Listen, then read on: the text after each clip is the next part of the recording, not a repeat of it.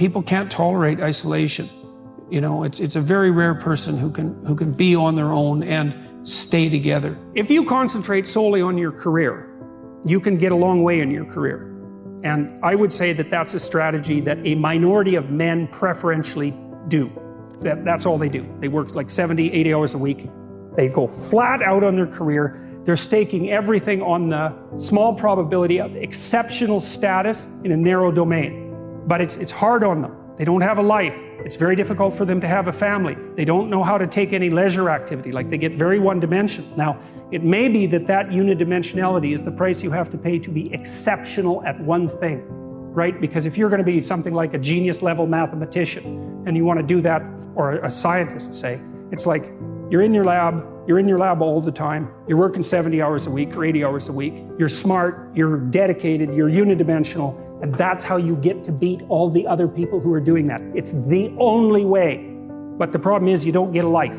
Now, if you love being a scientist and you have that kind of focus of mind, well, first of all, you're a rare person, and second, you're going to pay for it. But fine, more power to you. Often, if you're speaking about having a healthy life, that isn't what you do. You spread yourself out more. So, you know, you have a family, you have some things that you do outside of work that are meaningful to you and useful. You have a network of friends.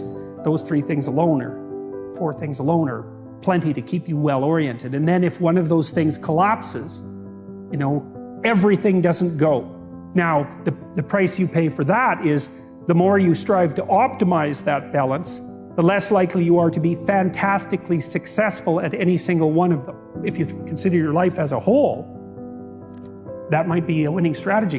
One of the things Carl Jung said, I really liked this. He thought that men went after perfection and women went after wholeness. There's something different at the top of the value hierarchy. So perfection would be stake it all on one thing and look for radical success. Not that all men do that, because they don't, but we're talking about extremes, at least with regards to the men that do that.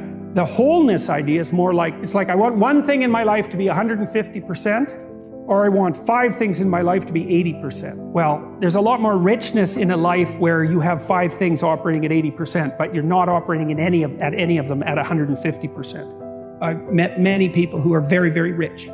And you can look at their lives and they have these huge houses and material plenty, and they're shielded from many catastrophes that would hit someone without those resources harder.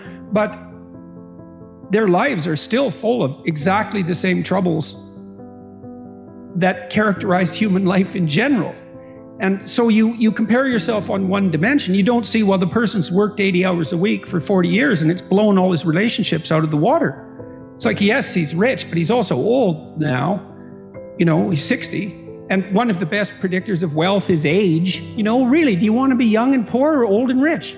It's like, I'd pick young and poor, because you can't buy youth. And that's something that's worth considering. But you don't know what burdens the people you're jealous of are carrying. And if you're in an organization that only rewards the exercise of power, the probability that that organization is going to fail in totality is extraordinarily high, because it's a tyrannical organization. It'll lose touch with its customers. So the C-suite types, they're working nonstop. Corporate lawyers in New York, you know, they make $700 an hour, but they work all the time. And there are people who are suited for that. But it isn't obvious that that's for everyone, or that it should be, or that it's even desirable. Now, it's a temperamental issue to a large degree. You know, many of those people are hyper-conscientious.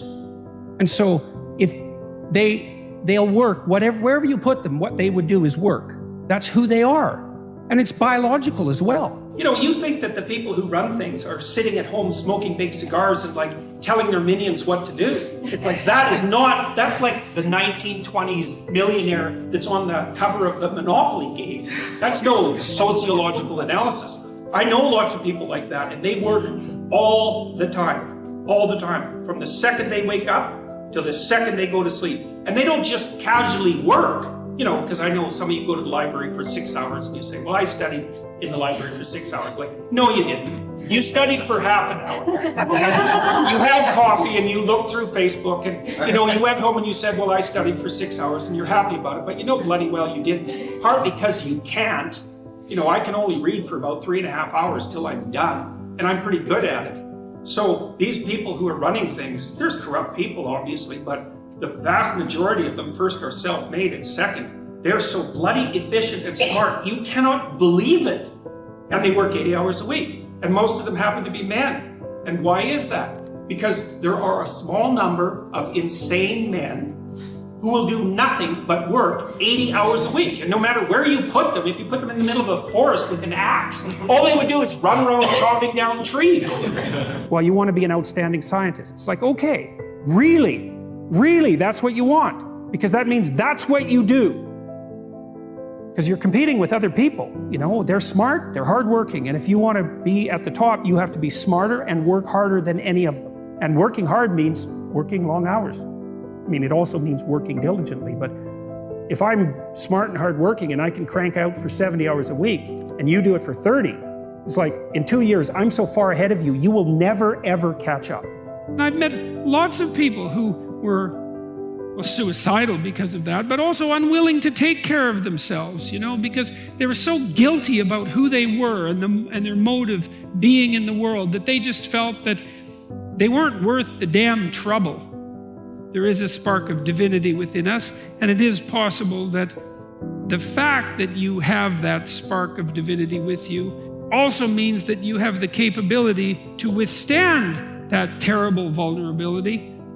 It's an encouragement to assume, to act out the proposition that even if life is as difficult as it seems to be, and if you're as vulnerable and weak in a fundamental sense as you definitely are, and characterized by this terrible propensity for the infliction of voluntary suffering on yourself and others, and that destructive tendency, that there's still something within you that's so remarkable and so aligned with order and being in the proper manner that you can climb above that